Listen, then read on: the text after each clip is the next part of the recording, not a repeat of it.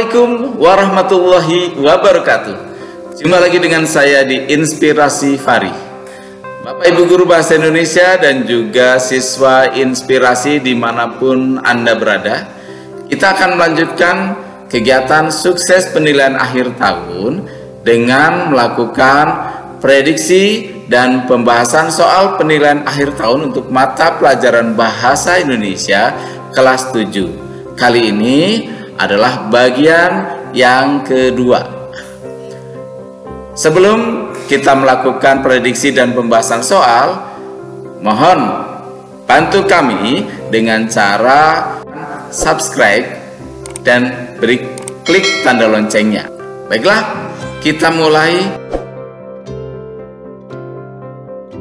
Oh ya ayah, sebentar lagi liburan panjang sekolah. Bolehkah Ananda berkunjung ke Jakarta? Ananda kangen sama ayah, ibu, dan juga adik. Nanti nenek juga akan Ananda ajak. Isi kutipannya adalah: A. Memberikan kabar, mengundang, memohon izin, meminta maaf.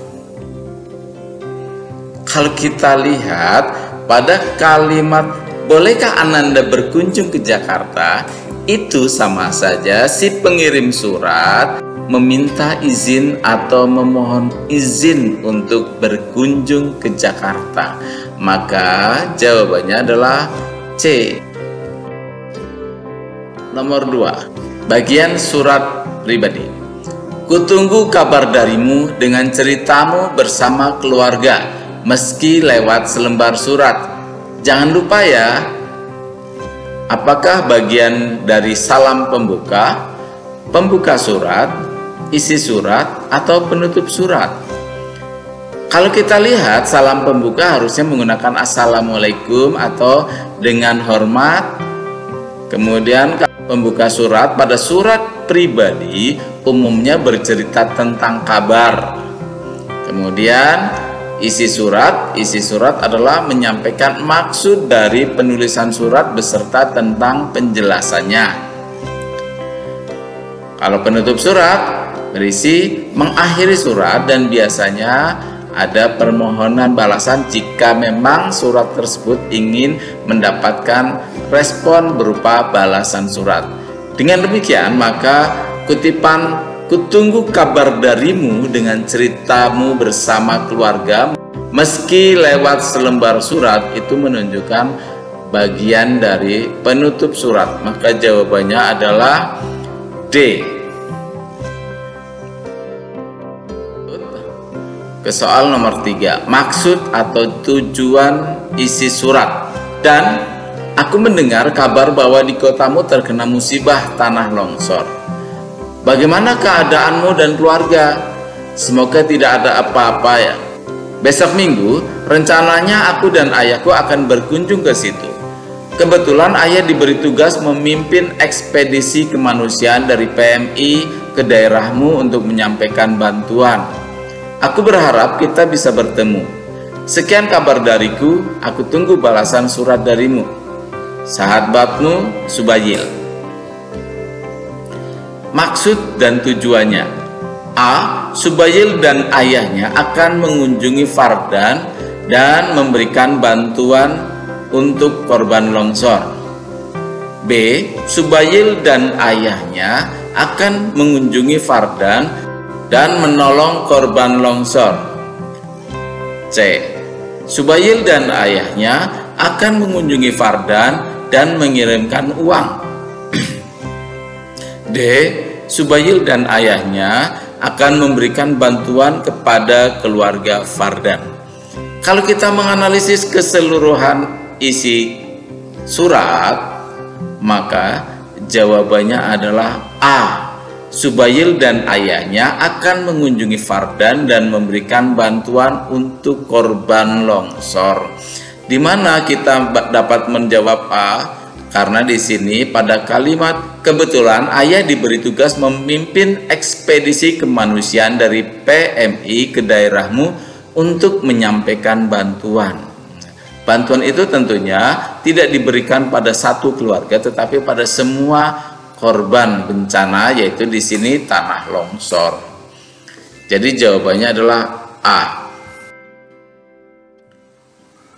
Nomor 4. Bagian pembuka. Dalam surat itu ada yang namanya salam pembuka, ada juga yang namanya pembuka surat. Pembuka surat berisi tentang pemberitahuan kabar, baik kabar orang yang dikirimi surat maupun kabar dari si pengirim surat. Kalau kita analisis, pada bagian 4 adalah pembuka surat, karena ternyata di situ berbunyi, bagaimana kabar Bude? Putri doakan Bude baik-baik saja. Semoga Bude dan keluarga selalu sehat. Putri dan keluarga di Tegal juga baik-baik saja. Jadi jawabannya adalah C, bagian 4. Masuk soal nomor 6. Bagian penerima surat. Penerima surat dalam sebuah surat biasanya diletakkan di bagian kiri atas. Di bagian kiri atas di situ ada bagian kedua.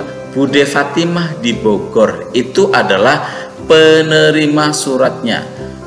Yang akan membedakan dengan pengirim surat biasanya berada di akhir. Di situ pengirim suratnya adalah putri, sementara 2 adalah penerima surat. Maka jawabannya adalah A. Di soal nomor 7, pertanyaannya adalah bagian dari surat pribadi. Ya, surat pribadi tersusun dengan bagian-bagian. Pertama adalah tempat dan tanggal surat. Kemudian ada alamat surat di bawahnya, kemudian ada salam pembuka, kemudian ada pembuka surat, ada isi surat, ada penutup surat, salam penutup, dan terakhir adalah nama pengirim.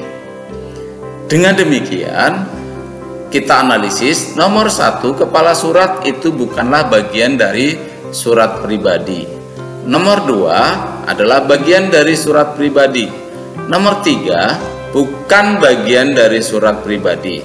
Nomor 4, nomor 5, nomor 6, nomor 7, dan nomor 8 serta nomor 9 adalah bagian dari surat pribadi. Sementara nomor 10 ini adalah bagian dari surat dinas karena ada jabatan dan stempel. Kalau surat pribadi hanya berisi nama pengirim dan tanda tangan. Sedangkan di bagian 11 bukanlah bagian dari surat pribadi. Dengan demikian yang benar adalah nomor 2, 4, 5, 6, 7, 8, dan 9. Maka jawabannya adalah B.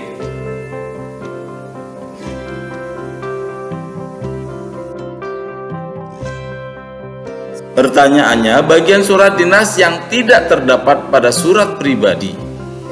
Maka yang tidak terdapat di surat pribadi adalah 1, kepala surat, kemudian nomor lampiran hal, kemudian jabatan, nama pengirim, dan stempel, serta 11 tembusan. Berarti 1, 3, 10, 11. Jawabannya adalah A. Yang termasuk dalam jenis surat pribadi. Nah, surat pribadi apa? Surat pribadi adalah surat yang dikirimkan oleh seseorang atas nama pribadi kepada orang lain atau kepada instansi lain. Sedangkan surat dinas adalah surat yang dikirimkan oleh seseorang atas nama instansi atau dinas kepada orang atau kepada instansi lainnya. Kalau kita lihat surat pribadi pada kalimat ini adalah 1, surat lamaran pekerjaan, kemudian surat izin tidak masuk sekolah, kemudian surat andini untuk sahabatnya, kemudian surat permohonan maaf Amir kepada Badrun. Ini adalah surat pribadi karena keempat surat itu adalah dikirimkan oleh seseorang atas nama pribadi. Dengan demikian, jawaban yang benar adalah D. 2, 5, dan 6. Jawabannya D. Masuk soal selanjutnya, maksud dan tujuan isi surat dinas. Menindaklanjuti surat edaran Bupati Kabupaten Tegal nomor 422.1/11/2021 perihal pelaksanaan pembelajaran tatap muka. Dengan ini kami memberitahukan bahwa mulai 8 April 2021 pembelajaran tatap muka di wilayah Kabupaten Tegal sudah dapat dilakukan dengan penetapan aturan ketat.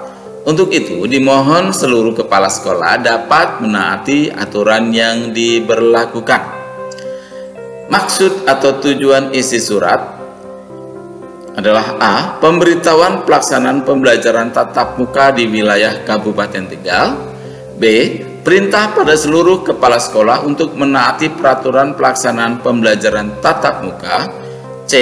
Keputusan pelaksanaan pembelajaran tatap muka di wilayah Kabupaten Tegal. Dan D. Instruksi pembelajaran tatap muka dengan aturan ketat di wilayah Kabupaten Tegal.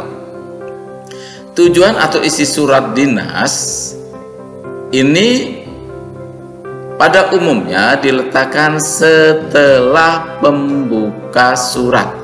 Sementara pembuka suratnya adalah dasar penulisan surat. Kita lihat.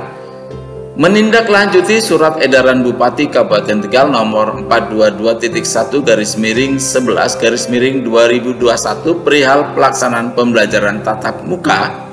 Sampai ini adalah pembuka surat dinas.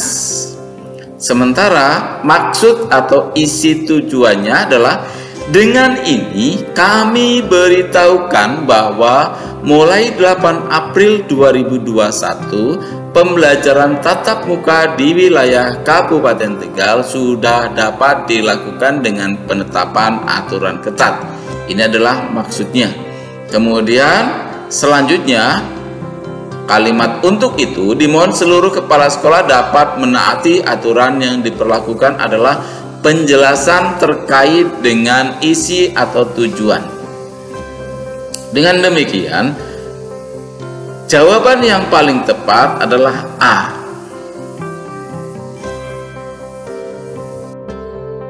Soal nomor bagian pembuka surat pada surat dinas di atas berisi apa? Tadi sudah saya jelaskan. Bagian pembuka surat adalah dasar penulisan surat. Di sini adalah menindaklanjuti surat edaran Bupati Kabupaten Tegal nomor 422.1/11/2021 perihal pelaksanaan pembelajaran tatap muka. Jadi jawabannya adalah B.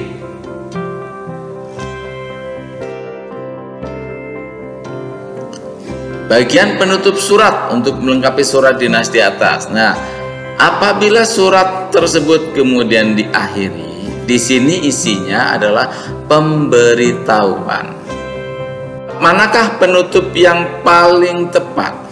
A. Demikian surat pemberitahuan ini agar dapat dilaksanakan dengan penuh tanggung jawab. B.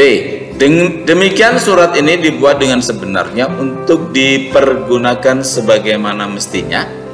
C. Demikian surat pemberitahuan ini, atas perhatiannya disampaikan terima kasih. Atau D. Demikian surat ini dibuat untuk dapat dimanfaatkan seperlunya. Karena di sini isinya adalah pemberitahuan, maka jawabannya adalah A. Demikian surat pemberitahuan ini agar dapat dilaksanakan dengan penuh tanggung jawab. Lanjut bagian penerima surat. Dari ilustrasi tersebut, bagian penerima surat yang paling tepat adalah untuk dapat mengetahui ini, kita lihat pada kalimat terakhir. Untuk itu, dimohon seluruh kepala sekolah dapat menaati aturan yang diberlakukan. Berarti surat itu untuk siapa? Untuk seluruh kepala sekolah yang berada di wilayah Kabupaten Tegal. Maka jawabannya adalah B. Mengapa bagian A salah? Karena ini kepala dinas yang dituju, padahal yang disuruh melakukan pengawasan atau menaati aturan adalah kepala sekolah. Kemudian C, salahnya di mana? Di sini adalah kepala instansi pendidikan di seluruh wilayah Kabupaten Tegal. Instansi pendidikan itu ada pendidikan formal, ada pendidikan non formal. Pendidikan formal seperti SD, SMP dan seterusnya. Pendidikan non formal bisa pula pendidikan kursus-kursus. Untuk D, kepala sekolah TK, RA, SDMI, SMP, MTS, SMA, MA, SMK. Lah ini kesalahannya ada pada jenis sekolahnya, karena yang berada di wilayah satu kabupaten yang masih masuk pada kebijakan atau pembinaan dari kabupaten tersebut adalah TK, SD, SMP. Sementara RA, MI dan MTS serta MA itu berada di wilayah binaan dari Departemen Agama. Sementara SMA dan SMK adalah binaan dari pemerintah provinsi. Sehingga jawaban D tidak tepat. Kemudian jawaban yang paling tepat berdasarkan isi surat di atas. Ini ada sebuah surat. Kita akan menjawabnya seperti apa? Kami beritahukan bahwa dalam rangka memperingati Hari Pendidikan Nasional, SMP Harapan Bakti akan menyelenggarakan lomba baca puisi tingkat SMP se-Provinsi Jawa Tengah. Sehubungan dengan hal tersebut, kami mengundang seluruh SMP negeri swasta di Jawa Tengah untuk berperan serta dalam kegiatan tersebut. Untuk informasi pendaftaran dan lainnya, dapat menghubungi narahubung kami pada nomor 0813135246. Atas perhatian Bapak, kami ucapkan terima kasih. Untuk mengetahui sebuah jawaban yang paling tepat, kita lihat isi dari surat tersebut. Isi surat tersebut adalah mengundang seluruh SMP negeri swasta di Jawa Tengah untuk berperan dalam kegiatan lomba baca puisi tingkat SMP. Intinya itu, tujuannya adalah mengundang. Maka reaksi dari mengundang itu seperti apa? A. Menindaklanjuti surat permohonan dari SMP Harapan Bakti perihal lomba baca puisi tingkat SMP se-Jawa Tengah, kami mendukung penuh kegiatan tersebut. Jawaban A salah, karena bukan surat permohonan, ini adalah surat undangan. Bagian B. Menindaklanjuti surat undangan dari SMP Harapan Bakti perihal lomba baca puisi tingkat SMP se-Jawa Tengah. Dengan ini kami menyatakan bersedia mengirimkan siswa kami dalam lomba tersebut. Ini cocok karena suratnya adalah surat undangan, maka ditindaklanjuti berdasarkan surat undangan tersebut.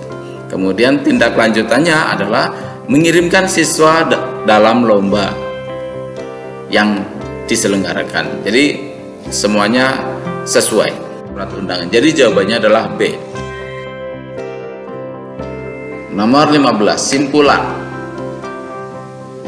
Untuk dapat membuat simpulan isi surat, maka kita lihat semua bagian surat isinya maksudnya seperti apa. Bagaimana kabarmu Akbar? Semoga kamu sekeluarga sehat-sehat semua. Bagaimana pembelajaran di sekolahmu selama ini? Kalau di sekolahku, kemarin baru saja melaksanakan PTS online. Kalau kamu sudah PTS atau belum? Cerita dong, bagaimana menurut kamu? Enak belajar di rumah? Apa enak belajar di sekolah? Terus, bagaimana reaksi keluarga selama belajar di rumah? Kita harus sabar dan tetap menjaga kesehatan ya. Kita ikuti imbauan pemerintah untuk tidak keluar rumah. Isi surat ada di bagian-bagian dimulai dari bagaimana pembelajaran di sekolahmu selama ini sampai terakhir. Simpulannya, A. Susan menceritakan tentang suka dan duka pelaksanaan PTS online dan pembelajaran di rumah. B. Akbar menanyakan kepada Susan tentang pembelajaran di rumah dan reaksi keluarga, memberi semangat dan ajakan untuk tetap di rumah. Atau C. Akbar ingin tahu bagaimana Susan selama belajar di rumah dan tugasnya banyak. Atau D. Susan menanyakan kepada Akbar tentang pembelajaran di rumah dan reaksi keluarga, memberi semangat dan ajakan untuk tetap di rumah. Kalau kita perhatikan, jawaban yang paling tepat adalah D.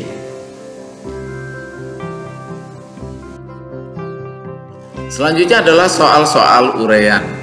Untuk soal uraian, untuk soal nomor 1 yaitu membuat teks prosedur langkah-langkah, kemudian menulis teks prosedur sesuai ilustrasi. Ini sebenarnya hampir sama. Satu hanya di langkah-langkah, kemudian yang kedua hanya menulis teks prosedur sesuai ilustrasi.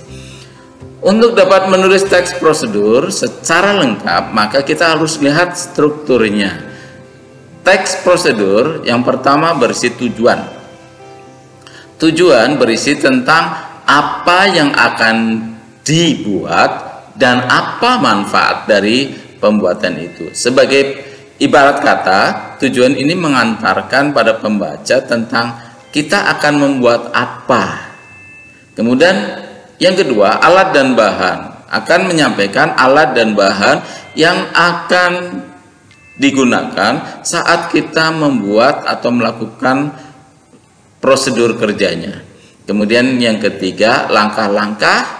Dan 4, penutup. Penutup berisi tentang keunggulan jika kita melakukan langkah-langkah tersebut. Yang perlu diperhatikan lagi dalam membuat langkah-langkah, gunakan kalimat perintah halus dan langkah-langkah harus disusun secara urut atau sistematis. Jika kalian telah memperhatikan bagian-bagian ini, insya Allah dalam membuat teks prosedur kalian akan bisa menulis dengan baik. Masuk pada uraian ketiga dan keempat, yaitu menulis balasan surat pribadi dan menulis surat pribadi sesuai konteks. Untuk surat pribadi, maka bagian-bagian yang harus ada adalah tempat dan tanggal surat, kemudian alamat surat, salam pembuka, pembuka surat, isi surat, penutup surat, salam penutup, nama dan tanda tangan pengirim. Tempat dan tanggal surat berisi nama kota diikuti koma, kemudian tanggal, bulan, tahun secara lengkap. Misal Tegal, 25 Mei 2021. Kemudian alamat surat. Alamat surat adalah orang yang kita kirimi surat. Secara lengkap, secara sederhana, alamat surat bisa, karena ini surat pribadi, secara sederhana alamat suratnya boleh berisi nama orangnya dan di mana dia tinggal. Misalnya untuk Bude Mawar di Jakarta, itu saja sudah cukup. Kemudian salam pembuka. Salam pembuka biasanya menggunakan assalamualaikum, salam rindu, salam takzim, ataupun yang lainnya, karena sifatnya adalah salam. Kemudian pembuka surat. Pembuka surat dalam surat pribadi umumnya bercerita tentang pemberitahuan kabar, baik kabar dari pengirim surat maupun harapan kabar untuk penerima surat. Kemudian isi surat. Isi surat akan menyampaikan maksud dari penulisan surat. Kemudian penutup surat. Penutup surat berisi tentang harapan apakah surat kita ingin dibalas atau tidak, kemudian diakhiri. Kemudian salam penutup bisa menggunakan salam atau hormat kami, serta nama dan tanda tangan pengirim secara lengkap. Kemudian untuk membalas surat, yang perlu diperhatikan adalah di samping bagian-bagian surat di atas kita juga harus memperhatikan isi suratnya. Apa yang diinginkan oleh pengirim surat? Misalnya ingin bercerita, ya kita ceritakan. Ingin menanyakan sesuatu, kita jawab pertanyaan tersebut. Kemudian struktur atau bagian surat seperti pada bagian di atas. Dan terakhir pada uraian soal nomor 5 diminta adalah pembuka surat dinas. Untuk pembuka surat dinas yang perlu diperhatikan adalah pembuka surat dinas akan berisi tentang dasar penulisan surat tersebut. Ada banyak contoh tentang bagaimana cara membuka surat dinas. Contohnya, berdasarkan edaran Bupati Kabupaten Tegal nomor 123/9/2021 tentang pemberian bantuan desa tertinggal sampai koma, itu adalah dasar penulisan surat yang dijadikan sebagai pembuka surat. Intinya, surat itu ditulis berdasarkan apa? Contoh yang lain bagaimana? Menindaklanjuti keputusan Menteri Pendidikan dan Kebudayaan nomor sekian, tanggal sekian tentang apa? Kemudian menanggapi surat undangan dari mana, nomor sekian, tanggal sekian, perihal tentang apa. Kemudian nomor contoh yang lain juga bisa menanggapi surat lamaran saudara tertanggal sekian. Yang kelima, contohnya adalah dalam rangka memperingati Hari Pendidikan Nasional tanggal 2 Mei 2021. Ini tentang dasar kegiatan atau dasar penulisan surat. Kalian bisa memilih salah satu di antaranya yang sesuai dengan ilustrasi saat soal itu ada. Ya, demikian saja prediksi dan pembahasan soal penilaian akhir tahun untuk mata pelajaran Bahasa Indonesia kelas 7. Semoga bisa dipahami dan bermanfaat untuk kalian. Dengan demikian, kalian akan sukses mencapai nilai terbaik dalam penilaian akhir tahun ini. Jangan lupa dukung kami dengan cara subscribe bagi yang belum, klik tombol loncengnya agar saat kami mengunggah video yang lain, kalian akan mendapatkan pemberitahuan dari kami. Klik like dan komen. Silakan kalian bagi ke teman-teman di sosial media kalian masing-masing. Semoga sukses untuk kalian semua dan pantang menyerah untuk menjadi yang terbaik. Assalamualaikum warahmatullahi wabarakatuh.